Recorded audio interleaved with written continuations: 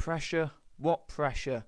As Alan Shearer once said, there's pressure on this game tomorrow. Bradford City take on Colchester. 22,000 fans and more expected at Valley Parade. A good turnout expected from Colchester as well, so well done to them. But for us, yes, there's £5 tickets, but you've still got to travel, you've still got to be committed, and you've still got to put your time out and put yourself out to go to watch Bradford City, because it hasn't been a place where you put yourself out to go to. For a lot of people, they've been disconnected. Hopefully they can get connected to a team that has the values that a Bradford City team has had for years down the line, that have been very successful. Now, this team have gone on to lose the last 2 games, which hasn't given the much hype gone into this game that would have been 3 games ago after that 3-0 win against Cheltenham. 10 home wins in a row, beating the all-time record. This team has been special and has done special things. You can forget that when you've lost the last 2 to teams that you should have been beating if you want to be getting into those top 3 places. But Bradford City don't do it easy, and no matter when you start supporting Bradford City, you all know that. I don't need to tell you that. But we've obviously had our injuries, and that's played a big part. Patterson, Sarsfield, Poynton and Andy Cook, of course, you do forget about him as one of those injuries. Huge players, and it's very hard to make up for that. But every one of those players that are going to be playing Saturday, and have been playing the last 2-3 games, and will be playing from now to end of the season, have to step up, and they have to make themselves counted. They're getting a wage to be at Bradford City to show that they are good enough to get out of this division. They've got to go and prove it, and they've got to go and fight. And are these teams ready to do that in what will be a raucous atmosphere? And hopefully we can really get behind them and be that 12th man, because on games like tomorrow we have to make ourselves heard. But we've got to show more than what we did in those last 2. We've got to play at a good intensity, a good tempo, because we're playing against a Colchester side that have only lost 2 games this year, and they were the first 2 games of this year. They've gone on a brilliant unbeaten run. The unbeaten run, which is 13 unbeaten. They've got the second best defence in the league. We've got the third best defence. No, sorry, other way around. We've got the third best. And they've got the third best. We've got the second best. So they've conceded 33 goals. We've conceded 31 this season. They've kept 17 clean sheets as well. That is the second most. Matt Macy in goal. He's been a very good goalkeeper this season for them. The former Arsenal player. They've won the last 5 as well of those 13 unbeaten. They're a team that show grit. They show character. I've seen them a few times this season, but just from that Port Vale game, they dug in. They were really hard to break down, really solid. And that had a lot of determination in that team. But then they go 1-1 and they score a minute or 2 after from a free kick from ex-Bradford City centre-back Keller, who's had a very good season in there. They're probably going to play a low block. They will go direct against teams like Bradford City. They do sit in more and they go direct more, whereas against other teams towards the bottom end of the table, they do have a lot more possession, which I don't think actually helps them. I think they're a much better side when they go long and go into channels. They've got 2 very physical strikers. Whichever one they play, it'll be a handful. So those back 3, mainly the central centre-back, has a real job on his hands. Lyle Taylor, we all know about him. He's got pedigree, but this season he's shown a bit of class in his play as well. And Samson Davide, I'm a big fan of his. Real big physical handful up front, got a bit of pace about him as well, and he's a good finisher in the box when he gets a chance. So he'll be a real handful if he plays. If he don't, you've got Lyle Taylor, so they're a big threat. They'll be running into the channels, trying to build from there. Jack Payne, he's really creative. We know about him at Bradford City, but he's been, he's a fantastic League 2 player, and he has been for many seasons now. But he's still got that touch of quality in that final third, and they've got. Amongst the quality, they've got battles, and that's what will be tough to break them down. Like I say, second and third best defence in the league. It's going to be tight, but hopefully we can nick that goal and get a chance. We've shown, even in the last 2 games, we've had some fantastic opportunities in the final third. Lapsley missed 1-2 yards out. Walker had a great chance in behind the fence. Keller, he likes a long shot. So we're going to have opportunities. We've got to make sure we can take them, which we haven't done in the last 2 games, and that's been the frustration. Obviously, with outlaws, the firepower at the top end of the pitch that can win a game single-handedly for you, that is something that we've struggled with. Another tricky player Colchester have is Edwards, the left winger. He's got pace, flair, real good trickery.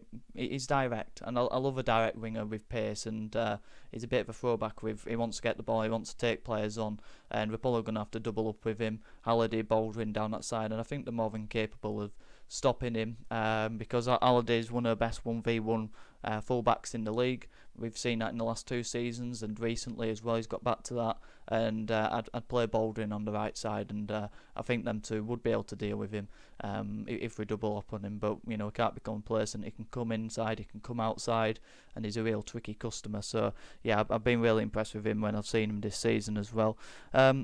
Just a bit on Colchester of where they've come from this season and where they've been in the last few. At Christmas, they only had 4 wins all season at Christmas with 23 points. They were 17th. Now, that's not a team that they are right now, is it? But to go to the 1st of November, not even Christmas, go back a couple of months before they played Bradford City in a 1-1 draw when they scored a last-minute equaliser just before that game. They were sat in 21st with 2 wins from 13 games. 2 wins in 13. Cowley were under a bit of pressure because they are a team that were expected to be in around this area. I predicted them to come 7th, and I did my League 2 final predictions yesterday. If you haven't seen that, I won't tell you where I had them, but there were a heavy feature in the video, so that'll probably tell you that they did have a part to play in the playoff picture this season. They're going to have a huge part to play in it from this turn of form. But like I say, 1st November, 2 wins from 13, 12 points, and Cowley were under pressure. They've gone on a 13-game unbeaten run. Keeping clean sheets has been a big part of their season. But Cowley took over on the 4th of January, and they were 22nd with 23 points, 5 points off the relegation places. Sutton and Forest Green were holding those places. But they did have a game in hand, did Sutton, and I think Forest Green might have done as well. So it looked quite an easy task to keep them up, but it certainly wasn't, and it went down to the last game of the season with a 1-1 draw to Crewe that got them over the line and has had them in this position now. But Colchester have been a funny club for many years now. They've had 38 managers in the history, but they've had 8 of those since 2020. So they've been in a bit of turmoil, that they haven't had much stability in the playing squad and in the managerial areas as well in that dugout. A club that you sort of look at and you respect what Colchester have done, but since 2020 they have finished 22nd last season, 20th, 15th, 20th, and that is nowhere near good enough, and it's very depressing. Let's be right. But what Cowley's done is galvanised everyone in the football club, and that's what he's done. That's why I did want him to come to Bradford City. I can't lie with that. He's someone who can get everyone on board, but that's what Graham Alexander's done, so I'm not too bothered now. But he gets people on board. He pulls everyone together, and that's what he's done with that football club at the minute. And they're on track to have a successful season, considering where they have been. But before the game, we've come accustomed to it with you. Steve Evans is, talking about how big a Bradford City club is. Premier League stadium, Premier League club, and we're used to all that expectation, and obviously talking about the fans and the fan base. And he's talked about the pulling power that you have when you're Bradford. Players want to come and play for you more. You can get the managers to come for you more. And then I thought, whoa, hold on, shut your mouth, Danny. You turned us down in November before Alexander came. So if it's so much of a big club, if it's so much got great potential, great fans, Premier League this, Premier League that, pulling power this, pulling power that, then why did you turn us down? And we know why, because whatever reason he said, it hadn't really worked out, and he'll know the reason as to why he turned it down, because of the whatever reasons that he obviously claims to not know, but he'll have an opinion on what's gone on in the background. And we haven't been a successfully winning club in the last few seasons, because we should be getting 20,000 every week, and instead it's around the 15,000. So we've got our problems, and we know that, and they haven't just all gone away, but we've been run like a proper club since this time last year, and that's why we've got a bit of optimism around Valley Parade come this time, because 2 years ago, the 3rd of March 2023, we played Colchester at £5 tickets. I think we got 20,000 under Mark Hughes, maybe just a little over that, and we won 2-0, but with the 93rd and 96th minute we got the goals with Andy Cook and Scott Banks scoring in that one, and we got a playoff finish then, so hopefully we can get one better than that and get in the top 3. And the Inters, obviously I don't care if we win 2-0, and if whatever times we score, but hopefully it's a bit more comfortable than that tomorrow. But into my starting lineup, I've got obviously Sam Walker in goal. Right wing back, obviously Brad Halliday. I've touched on him. He'll be key with Aidan Baldwin in that right centre back position, in knocking down Edwards on that left hand side. Paul Huntington in the middle of the back 3. His height, his experience, his know-how. up against Al Taylor, who, he's got that experience to match him as well. So, let's use a clever head, an old head at the back, and I think he'll be key up against Al Taylor or Samson Tavide with that experience, like I say. Left centre back Critchlow, Jack Shepherd dropped. He's had a fantastic season. It's not against his season, but he has just dropped off to a 6 out of 10. He's made the odd mistake, but he's done the odd thing right. It is average because he's been an 8 or a 9 throughout the season, so we haven't been accustomed to that. But Critchlow, when he's come in so far, he's done a great job, and I think we'll give him a game because Shepherd has just dropped off a bit, and maybe he needs a couple of games out. So that's the reasoning for that.